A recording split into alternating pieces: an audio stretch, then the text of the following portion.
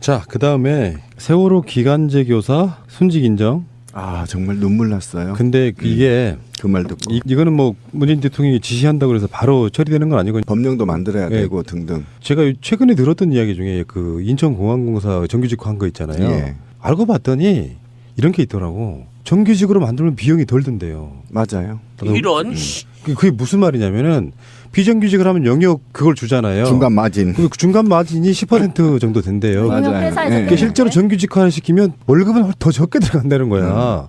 제가 요거- 그 얘기를 하나만 단적으로 드릴게요. 제가 소속된 자치구에서 반은 청소 영역을 줬고요. 반은 직영으로 했었어요. 근데 이게 비교가 되잖아요. 근데 영역을 준 데는요. 청소하시는 분이 100에서 150이에요. 월급이. 예. 그런데 여기에서는 300만 원을 줘요, 1인당. 그럼 중간에 어떤 새끼가 처먹어요? 그 소개한 놈이 먹는 거죠 업체. 그냥. 업체가 처먹는 거야. 파견 업체. 그래서 지금 시장님 오셔가지고 다시 직영으로 돌려라 이렇게 지금 돌리고 있는 거거든요. 가운데 놈만 배 채우는 거예요. 그러니까 그것처럼 심지어 우리들 때는 없었던 기간제 교사라는 게 있어가지고 수학여행을 같이 갔는데 돌아가신 분도 선생님도 어떤 분은 순직 인정받고 어떤 분은 인정 안 받았는데 이거 문재인 대통령은 거기에 대해서 예전부터 순직 인정해야 된다는 쪽이었기 때문에 주장이었었죠. 요건 정말 이거는 박근혜도 이거 되게 쉽게 해결할 수 있는 문제였었거든. 자기가 무슨 뭐 우리 생각하는 것처럼 진상 은폐 뭐 이런 차원이 아니었다고 하면 이거 순직 인정하는 거랑 무슨 상관이 있어요. 자기 입장에서는 더군다나 이제 선생님들이 또 학생들 구하다 돌아가신 분도 있고 근데 이거를 순직으로 인정 안 하고 이게 업무 지시 이제 사후 명령인 건데요. 이게 박근혜는 900일이 넘도록 이거를 진행을 안 한 거고요. 정확한 날짜가 뭐 969일이라고 하는데 969일 동안 할 수 있는 거를 안 했던 거고 비약을 네. 하나 처먹고 있을 때 문재인 대통령 5일 만에 이걸 지시를 해갖고 변경을 요청한 거거든요. 근데 나는 이게 하게 되는 게 그렇게 어려운 일인가에 대해서 늘 의심했잖아요. 도대체 교육부 쪽에 야 그거 좀 신경 좀 써. 그거 제대로 되게끔 해 하고 누가 장관 정도만 누가 얘기를 해줬어도 처리가 될 문제 같았는데 어느 누구도 그 서술에 무서워갖고 누구도 그걸 제안을 하거나 건의를 하지를 못했던 게 지금 우리 그러니까. 공직사였다는 거 아니에요. 그러니까 여기에서 제가 아까 우리 적폐 얘기도 했는데 순직 기간제 교사 때문에 얘기를 드리는 건데 우리는 더 나아가서 이렇게 요구해야 돼요. 기간제 교사들도 정규직 교사처럼 모든 처우를 동일하게 하라. 이게 이번 참에 차라리 법으로 제정을 해버린 게 나아. 맞습니다. 이게 소방관 관련해서 언급도 있었고 거기에 대한 부분이 있었기 때문에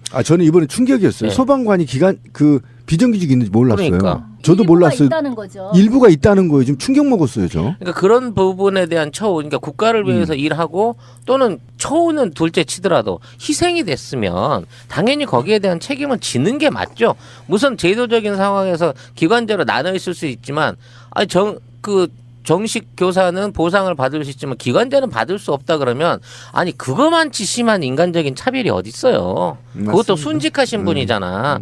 뭐 이거는 진짜 대통령이 갖고 있는 의지, 제왕적 대통령제라는 말을 30년 전부터 썼는데 그래서 선거 때마다 줄였어요. 그들이 그 권력을 줄였다고. 그렇죠. 그런데도 불구하고 이게 사실상 가능해. 참 부러운 자리긴 합니다. 근데 이게 사적으로 쓰면 안 되고. 아니 그런데 이런 지시가 국가적으로 위험이 되고 시행될 수 있었던 건 포폐적 상식에 준하기 때문이에요. 맞습니다. 네, 그거 맞고요. 자, 근데 최근에 나왔던 것 중에 이제 역시 뭐 제가 항상 하는 말 중에 가장 먼저 개혁해야 될 대상은 검찰이다. 왜냐하면 사실상 검찰이 대한민국을 좌지우지해버리고 있는 상태이기 때문에. 근데 검찰 개혁인데 참 때 맞춰서 하나 이슈 하나가 터져 나왔죠. 국정농단 수사팀이 조사 대상인 검찰국장이랑 만찬도 하고요. 넌 봉투 갔다 갔다 하고요. 그랬다는 거야. 아이씨. 그러니까 이 사람들은 정말 타이밍 기가 막히게 이렇게 해준 거야. 그 지민이 그 영화는 일부에 지나지 않았어. 그러니까. 그게 맞는 거야. 현실은 더 그보다 진한 거야. 근데 이게 사전이 아니고 끝나고 나서 수사 발표하고 나서 바로 해동이 있었다는 거지.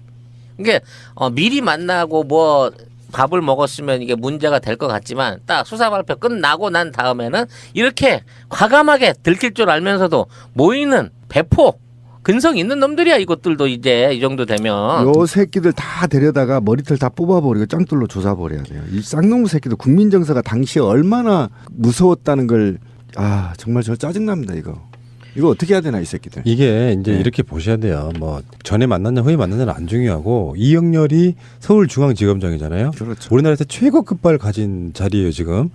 그 사람이 그 우병우 라인으로 분류됐던 안태근 법무부 검찰국장 이 사람을 수사를 한 뒤에 졸개들까지 거느리고 만찬을 했단 말이에요. 그렇죠. 그거는 무슨 뜻이냐면은 자기들끼리 잘 마무리했다고 축하 파티하는 거잖아요. 그렇지. 그러니까 먼저 만나서 뭐 술 먹고 이런 건 그거는 만찬으로 해결되는 게 아니라 서로 간의 통화나 은밀한 만남으로 해결되는 거고. 돈 봉투는 왜 주고받은 거야? 그러니까 뭐 금일봉이니까 이게 처벌 대상이 아니라 이게 김영란법 딱 잡으면 딱 좋은데 윗사람이 밑에서 내려주는 돈이라. 아니 그건 잘못된 거. 이거는 주장이고요. 이 금일봉이 혈세잖아요. 개인이 준 게 아니잖아요. 이거 어떻게 개인이 줘, 금일봉을? 아니 개인이 아니라 조직 내에서 준 거잖아요. 그러니까 외부인한테 받은 게 아니니까 적용 대상이 안 아니 된다는 내부를 거지. 하더라도 금일봉을 임의로 지가 무슨 수로 줘요? 그러니까 일단 봐봐 정리 한번 해보자고. 안태근 법무부 검찰국장이 이 사람이 우병우하고 통화한 게 무려 1000여 차례예요. 그렇죠. 그 수사 대상이었는데 이 안태근이가 지금 서울중앙지검의 수사팀들에게 일일이 다 봉투를 줬다는 거야. 그 무슨 뜻이겠어요? 그러니까 금일봉을 화사하셨다. 고맙다 이거지. 니들이 수사를 적당히 해줘서. 맞아. 그러면 그 돈의 주인은 누구가 있어요? 세금이었겠지. 당연히 세금이죠. 아니. 활동비 뭐 이런 거지. 아니 그 돈을 누가 주라고 했겠어요? 저는 우병우가 주라고 우병우라고 그랬다고? 생각합니다. 예. 아, 우병우의 에이. 오리진네. 대빵이 누구냐는 겁니다. 아니 그러니까 안태근 검찰국장 정도 되면은 이 사람도 만만치 않게 뭔가 자기 나름의 어떤 인맥과 권력과 우리 왜 그 영화 내부자들 같은 거 보면 느껴지는 그런 스폰서들 왜 없겠어. 그 돈이 부족한 사람은 아니고 이 사람은 검찰에서 그 국정농단 사건으로 난리가 나가지고 수사를 하고 있던 바로 피의자 일종의 피의자인 거잖아. 참고인이든 뭐든. 근데 수사 끝나고 나서 그 수사팀들 자 와봐. 술자리 갖는 것 자체가 이거는 아니 한번 생각해보세요. 제가 비웃음을 당했는데 지금 국정농단 사건 중에 구속 안 된 놈이 누구 있어요? 대부. 아, 우병우만. 우병우 하나만 안 됐잖아요. 그러면 이 안태근은 누구야? 우병우 라인이잖아요. 그러면 이 금일봉은 주인에 대한 충성맹세에 대한 대가라고요. 대가지. 당연히 대가지. 이거는 왜 그러냐면 만약에 그 사람들 이름도 잊어먹었네. 김기춘이를 안 했다면 김구춘이라고 내가 의심하겠지. 수혜자가 딱 이 수사 부실 수사에 대한 수혜자는 수혜자는 딱 딱 한 한 명이 명. 다 됐어. 정유라까지 다될 예상인데. 근데 그래서 지금 검찰 내부에서는 이제 조국 수석이 국정농단 사건 관련해서 정윤회 그쪽으로 수사 다시 하겠다라고 밝히자마자 그때는요 조사 내용에 최순실 비리나 뭐 이상한 거 하나도 없었어요.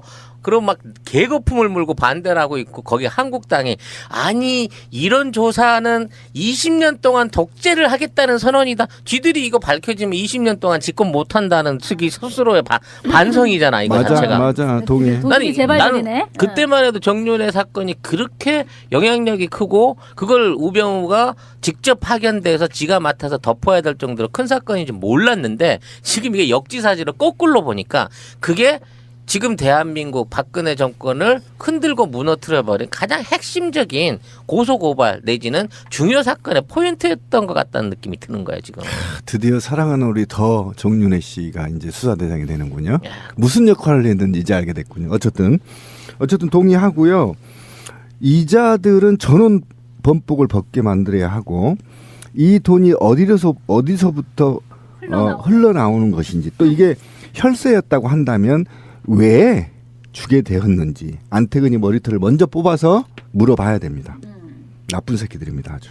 이게 지금이라도 밝혀졌으니 참 다행이고. 우리는 길거리에서 촛불 켜고 있는데 이 새끼들 술 처먹었다는 거잖아요. 결국 너무 괘씸한 겁니다. 이게 대한민국 검찰의 모습이었어요. 저는 완전히 해체후 다른 그릇에 담아야 된다. 기소권보다 더 잔인한 완전한 기소 배심제를 도입해야 된다. 네. 결국에 우리가 미완의 혁명이라고 했던 이유가 우병우의 불구속이었거든. 그렇죠. 예. 근데 우병우 라인의 정치 검찰 안태근이 이런 식으로 수사를 받고도 그러니까 이게 처음에 특검에서 검찰한테 넘겨줬어요. 이러이러한 수사 통화 기록 같은 게 있다. 안태근이가 그 우병우 라인 중에 핵심이다 이렇게 넘겨준 거란 말이에요. 그렇죠. 이 자료를 갖고도 사실은 수사를 미적미적해가지고 결국은 우병우가 검찰에서 2번씩이나 수사를 할 수가 없게끔 구속사를 할 수 없게끔 만들어버린 장본인들이 여기 지금 금일봉 받은 놈들이죠. 네. 안태근하고 우병우는 통화를 1000회를 했대. 1000회. 1천여 회의 통화한 기록 이거를 특검으로부터 받았는데 그리고 나서도 검찰은 수사를 안 했고 그 안 한 거 잘 안 했어, 잘 맞췄어 이러면서 50만 원에서 100만 원 정도의 금일봉이 든 거를 뿌렸다는 거예요. 근데 이게 우리가 봤을 때 비리 사건이 아니고 혹시 치정 관계가 아닐까? 누구와 누구의 지정? 전화 1천원씩 하는 사람들 말이에요. 아니 1천회면요 부부가 결혼 생활 내내 할 수 있는 통화 내력을 훌쩍 뛰어넘는다니까. 이거 치정 관계 맞아. 확실해. 이거 말도 안 되는 숫자야. 이 말이 돼 이게? 1천회가 뭐야 진짜. 그런 게 얼마 기간인지 모르겠다. 근데 이게 심지어는 1년 동안. 그러면 1년에 365일이잖아요. 하루에 매일 3번씩 가는 거. 3번씩은 전화를 해. 정말 징그럽다. 그래서 일을 뿔을 끄고. 빤다 뿔을 빨아 앉아야지. 굉장히 돈도 큰 돈이거든요. 50에서 100만 원을 차등 있게 지급했다 이렇게 되는 이게 건데. 딱 10명이니까 500만 원에서 1000만 원이야. 얘네들이 보통 500만 원 봉투 들고 가더만. 세월호 때 그때도 그랬잖아. 어디서 나타난지 모를 500만 원 금일봉 날렸다고. 저는 이거 당장 검사들 압수수색 들어가고 신변 확보해야 된다고 생각합니다. 왜 그러냐면 이게 지금 선거 중에 있었거든. 4월 21일이기 때문에 선거 한 중앙에 있었거든요. 이게 정치권에서 흘러나왔을 가능성도 있어요. 그래서 이 자금과 이 의도를 정확하게 파악하지 않으면 저는 안 된다고 보고, 만약에 있잖아요. 제가 시민의 눈을 하는데 금일봉 이렇게 받았다 그러면 벌써 압수수색 당했습니다. 당연하지. 네, 바로 끝났습니다. 한 방에. 왜 검사들은 그대로 두는 거죠? 이런 게 적폐거든. 그러니까 이게 그 개혁을 하려도 있잖아요. 하늘이 따라주는 뭔가가 있어. 맞아. 딱 적절한 타이밍에 딱 그게 터지는 거 있잖아. 할 말 못해 검찰들. 안 들려 그러면 검찰에서는 지금 뭐 김순환 물러나고 나서 좀 너무 심한 거 아니냐 이런 게 있어요. 그렇죠. 조국이 딱 들어왔죠. 그러면 어떤 분위기가 생기냐면은 제가 뭘 알아 이씨 검사도 안 해보고 일부에서 뭘 돌리냐면은 조국은 사법고시 뭐 받는지 안 받는지 모르는 보지도 뭐 이러면서. 않고 실력도 없는 게 괜히 멋만 내고 다니고 그래서 그 웅동학원 같은 게 그렇게 터지는 그렇지, 거잖아요. 그렇지. 알고 보면은 물론 그게 잘했다 이런 건 아니지만 예를 들어서 그런 식으로 이렇게 반동이 생겨요. 그 알기 모르게 그걸 흘리는 사람들은 분명히 어떤 의도가 있는 거라고 보는데 조국이라고 하는 사람이 존재해야 될 이유가 명확해지는 거라고 보고, 검찰 개혁은 다른 거 있겠습니까? 검찰은 일단 검찰을 견제할 만한 공수처 하나 생기는 거예요. 첫 번째. 그리고 조국 교수 지론대로 수사권 나눠주는 거. 네. 일각에 나오는 이야기는 기소권까지도 나눠야 된다. 기소권 나눠야 돼요. 그러니까 검찰 줄 수 없습니다. 길거리에서 딸딸이나 치고 있고 직무실에서 그 피의자하고 섹스나 하고 있는 새끼들한테 무슨, 나는 박근혜보다 더 나쁜 놈들이 검찰이라고 생각해요. 그러니까 그 검찰이 기소권에 대해서는 굉장히 이제 수사권은 그렇다 치고 그러니까 아마 수사권은 자기들이 나누는 거에 대해서는 이견이 사실 없을 거예요. 근데 기소권의 부분은 이제 두 가지가 있겠죠. 공수처로 가져가는 기소권은 어차피 나누는 거고요. 그렇죠. 경찰이 기소권을 가질 수도 있다. 이런 얘기도 나오고 있습니다. 경찰이 직접 법원에 기소할 수 있게끔 해주는 거죠. 근데 수사 대상이 다른 거. 그러니까 검찰은 경제사범이나 정치인들 위주. 그리고 경찰은 일반 형법에 나오는 이 정도 되면 이제 검찰 입장에서는 사실 근데 시대적 흐름이 검찰의 기소 독점 자체는 사실 말이 안 되는 거잖아요. 말이 안 되죠. 수사는 지금 독점은 아니에요. 국정원 정도도 수사권을 갖고 있기 때문에. 이런 그 두 가지하고 하나 더는 무슨 조직 체계를 개편하는 게 아니고 일단 검찰 개혁은 우병우 라인 같은 기존에 한 10년 동안 정치권에 졸됐던 정치검사들 빼는 거. 그리고 가급적이면 근데 나는 그게 좀 걱정되는 게 노무현 대통령도 국정원장이나 검찰총장 이런 사람들을 직접 지휘하거나 이런기보다는 자율에 맡겨두고 사람만 임명하면 될 줄 알았잖아요. 근데 어느 날 갑자기 다 지들 소구를 만든 돌아가 거지. 버리잖아. 그래서 공수처 그러니까 뭐 고비처라고도 하고 공수처에 대해서 의견이 분분한데 기본적으로 여러분들은 공수처 하나 생기는 건 훨씬 찬성하시는 거죠. 전 동의 안 계속 못 하고 있어요. 조국 교수님한테 제가 원래 이거 가기 전에는 제가 쪽지를 주고 받았었거든요. 그래서 첫 번째 제가 하나만 부탁드릴게요. 했던 게 뭔지 아세요? 모든 공무원의 계급을 폐지해 주십시오. 이것이 기소권보다 수사권보다 더 중요한 거예요. 그러냐면 검찰이 진급하는 검찰이 어디 있어요, 전 세계에. 진급하니까 윗사람한테 미친 듯이 아부하고 줄 서고 지랄을 하잖아요. 이거 다 문제 됐던 거 아닙니까? 벌써 다 잊었고요. 저는 공수처, 공비처 뭐 할아버지도 필요 없다. 그 술은 누가 뽑을 거예요? 다 서울대 나온 새끼들이에요. 검사를 다루는데 어떻게 법대 안 나온 놈을 할 수 있습니까? 그놈이 다 형님 동생이지. 저는 기소권을 이제 더 이상 검찰한테 주면 안 된다. 시민이 가져와야 된다. 기소배심제를 난 도입해야 된다고 생각해. 그 일부라도. 예를 들면 노동, 그다음에 이런 우리 말하는 그 국가보안법 이런 기소권 자체, 이런 사회의 시선이 달라지면 범죄가 달라지는 것들의 문제, 이런 거는 전부 기소 배심제를 통해서 기소하게끔 단계적으로 다 바꿔 나가야 된다고 저는 생각하지. 경찰한테 만약에 기소권 주잖아요. 작살나요, 우리. 원래 기소권은요, 경찰한테만 있었어요. 해방 이래. 그러다가 하도 새끼들이 부패가 심하니까 검찰에 넘긴 게 기소권이에요. 다시 경찰이 얼마 정도 갈지는 모르겠지만 저는 이것도 아니다. 정말 아니다. 아니, 근데 대안이 없어요. 그러니까 공수처도 만들고 기소권도 제가 아까 얘기했잖아요. 아까 권 PD가 얘기한 대로 맞아요. 일반 자범들은 기소권이나 수사권을 경찰에 주고 뭐 이렇게 업무별로 쪼갤 수 있으나 이거 플러스 공안사범이라고 생각하는 노동 뭐 이런 거 있잖아요. 사회에 진보시키려고 하다가 입에 대는 사람들은 다시 기소 배심제를 통해서 기소만 하게끔 여러 단계로 찢어놔야 된다는 거예요. 획일적으로 하지 말고. 거기 동감. 예, 그러니까 예. 기소 배심제나 배심원으로 재판하는 것도 그렇죠. 다 이렇게 포함이 돼야 되겠지만 검찰이 무소불위의 권력을 부려왔던 게 사실이잖아. 예전에 왜 그 육사 나온 군발이들 그리고 나중에 옥합발. 그 다음에 이제 정보기관, 뭐 국정원 같은 그 다음에 검찰로 이렇게 권력이 상당히 많이 넘어온 상태인데. 그렇죠. 지난 정권에서는 사실 검찰도 국정원을 무서워했죠. 국정원 압수수색 한 번도 못하는 상태로 결국은 정권이 끝난 거잖아요. 국정원 개혁 이야기도 있고 검찰 개혁이 돼야만 사실 검찰 개혁으로 세상이 확 바뀐다고 생각하지는 않는데요. 그 개혁의 개략적인 모습이 보여져야 사람들이 계획을 했다라고 체감할 거라고 생각이 전 들거든요. 문재인으로 바뀌었는데 뭐가 바뀌었냐? 라고 할 때 뭐 기관지 기여사 미세먼지 이런 걸로 어떤 상징성을 갖지는 않는다. 역사 속에는 문재인 대통령은 취임 초기에 검찰 개혁을 강하게 밀어붙여서 검찰을 획기적으로 개혁했다.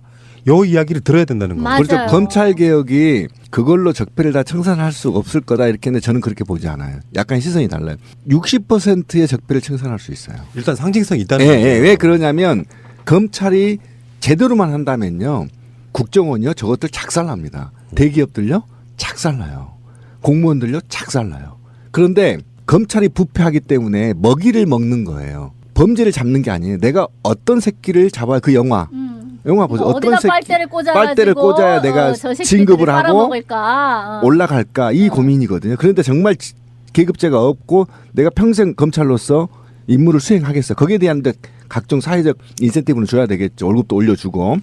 그러니까 그렇다고 한다면 검찰만 제대로 쓰면요. 다 바뀌어버립니다. 국회의원들요. 국정원 꼼짝 못합니다. 아까 저는 나무님 얘기에서 좀 중요한 얘기가 나왔다고 생각하는데 이제 물론 이 지금 정권 바뀐 지 뭐 며칠 되지가 않았어요. 그리고 이제 그 행보는 상당히 신선하고 놀랍고 정말 좋아요. 너무 행복하고 좋은데 근데 왜 우리가 YS 처음 바뀌었을 때도 그런 얘기를 많이 했어요. 인치가 아니라 법치가 돼야 된다. 막 그때 그 얘기를 엄청나게 했었어. 말하자면 김영삼 그 당시 대통령이 이러저러한 이제 개혁을 막 개혁 깜짝쇼라는 말도 하고 그랬거든요. 근데 개혁을 하는 거는 좋은데, 그러니까 막 그 군사 독재에 질려버린 상태에서 이제 뭐 문민 대통령이라고 하면서 뭐 그런 식의 깜짝 개혁 조치들을 하는 거는 좋은데 문제는 그것을 시스템화 해내는 그런 작업이 이제 중요하다 그런 얘기가 나왔었고 그런데 이제 그러면서 몇 가지 굵직굵직한 개혁 작업을 했어요 실제로 김영삼 초기에 굉장히 인기 높았었잖아요. 뭐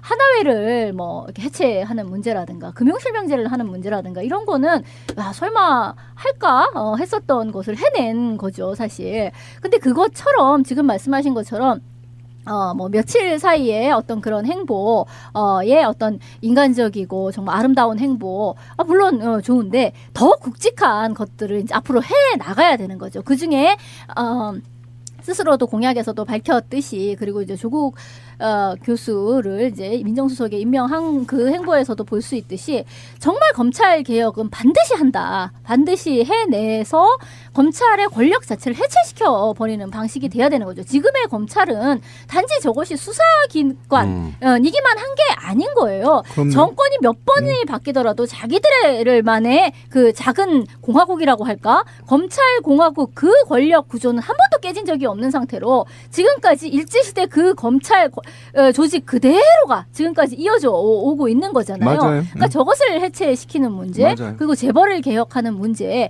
이거는 정말 해낸다고 하면 앞으로 정말 역사책에 길에 남을 대통령이 그렇죠. 되는 거예요. 그리고 이게 저는 하나 강조하고 싶은 건요. 제발 있잖아요. 민주주의는 아까 진미님 얘기한 것처럼 시스템화돼야 되거든. 인치는 그거는 왕정이야 왕정. 시스템화돼야 되는데 검찰 기소권이고 경찰 기소권이고 수사권 나눠주고 개뿔 다 필요 없어요. 이게 전제 조건이 있어야 돼. 노조를 인정해줘야 돼요. 검찰 노조하고 경찰 노조를 인정해주고 이 권한을 줘야 돼요. 그래서 내부 견제 장치가 있어야 되는데 내부 견제, 내부 감시. 예, 이게 없으면요. 지금 애국에서 선진국에서 검찰 노조, 경찰 노조 없는 데가 어디 있습니까? 내부 자정 능력이 생기는 거거든요. 그리고 이것과 같이 줘야 된다. 네. 검찰 개혁이 갖는 상징성은 아마 초반에 저는 대략 한 5, 6개월 봐요. 그 초반에 검찰 개혁에 가시적인 성과를 내면 앞으로 문재인 정권 5년이 좀 편하게 갈 수도 있고요. 여기서 만약에 파국게임에서 밀리는 상태. 그러니까 저는 그 노무현 대통령의 실패라면 실패를 좀 깊게 보는데 굳이 검사들과의 대화로 자기 진정성은 보여줬는데 어쩌면 너무 쉽게 보이는 상태가 돼버려가지고 근데 그런 측면도 있다고 봐서 나는 문재인 대통령이 인물 자체를 노무현을 뛰어넘는다 이렇게 생각하지는 않는데요. 거기서 바라봤던 자기 나름대로의 그 전철을 밟아서 생기는 반면교사 같은 것들이 너무나 학습이 잘 된 상태라서 그렇죠. 저는 굉장히 성공 가능성이 저는 높다고 저는. 예, 저도 그렇죠. 방금도 눈물 나려고 하는데 노무현 대통령 참 좋아했었어요. 광주 항쟁 관련 청문회 때부터.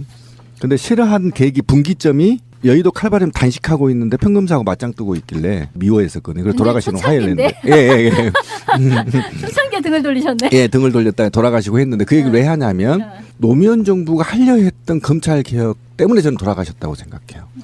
아까 권 PD가 얘기한 대로 이것은 이미 저는 노무현 대통령을 뛰어넘는 훌륭한 대통령이 될 거라고 저는 자신합니다. 왜냐하면 노무현 대통령 각오가 없었어. 당해보질 않아서 검찰들한테. 근데 문재인 대통령이 당해봤어. 그래서 이제 그렇게 안 할 거야. 성공할 거야. 예. 그리고 우리는 더 지지하는 국민이 있어. 노무현 대통령보다 더 지지해주는 국민이 있어. 90%에 가까운 지지자가 지금 있어. 저도 그렇게 보는 편인데요. 이제 문재인 대통령이 가지고 있는 최대 자산은요. 노무현 정권의 실패의 경험을 뼈저리게 반성한 바가 있다는 거예요. 그렇죠. 그러니까 우리가 왜 거인의 어깨 위에서 바라보면 훨씬 더 크게 바라볼 수 있다라고 하는 거잖아요. 노무현 대통령의 실패를 딛고 왜 어떻게 해서 실패를 하였는가를 곱씹고 곱씹어 봤을 거예요. 그동안. 9년을 씹었어. 그렇죠. 네. 그 곱씹은 거에 하나에 반드시 검찰 개혁을 하고야 말 테다. 이게 괜히 그러니까 제대로 이렇게 물지 못했을 때 되치기를 당해서 내가 검찰한테 물려서 죽는 것을 보였던 거잖아요. 이제 그렇게 되지 않는 방식 그리고 지지자와 어떤 식의 교감을 하면서 함께 가야 될 것인가의 문제. 이것을 역사적 교훈으로 안고 있는 것이기 때문에 앞으로 이제 잘 될 거라고 생각을 합니다. 그리고 마지막으로 하나 말씀드리면은 같은 방송을 해도 희망이 생긴 방송은 뭔가 활력이 좀 다르다는 그렇죠. 느낌을 받았습니다. 암울할 때 우리 방송 한번 들어봤어요. 그 방송을 초창기 때 최근에 감을 가져보려고 정말 암울하다만 목소리들이 앞에 캄캄한 사람들이었다는 생각이 들고요. 희망을 가질 게 없잖아. 예. 지금 굉장히 기쁘지 않아요? 그러니까요. 네, 기분 좋습니다. 앞으로 이 기분 계속 유지하면 했으면 좋겠습니다. 오케이. 인터넷 쇼핑몰을 하고 싶으세요? 회사 홈페이지를 만들고 싶으세요? 새날과 연대하는 한국 도메인 지원센터에 연락해보세요. 새가 날아든다를 듣고 연락했다 하시고 상담을 한번 받아보세요. 친절하게 응대를 해주실 겁니다. 아주 저렴한 가격으로 홈페이지를 만드는 방법, 한국 도메인 지원센터입니다. 02-6049-2616 한글로 한국도메인센터.kr 홈페이지 잘 만드는 회사가 한국 도메인 지원센터라는 것을 전 세계가 알아버렸습니다. 새가 날아든다 팟빵 1, 2 채널 유튜브 새가 날아든다 구독하기를 꼭 눌러주세요. 구독하기를 하시면 정말 새가 날아갈 수 있는 힘을 주시는 겁니다. 구독하기는 공짜입니다.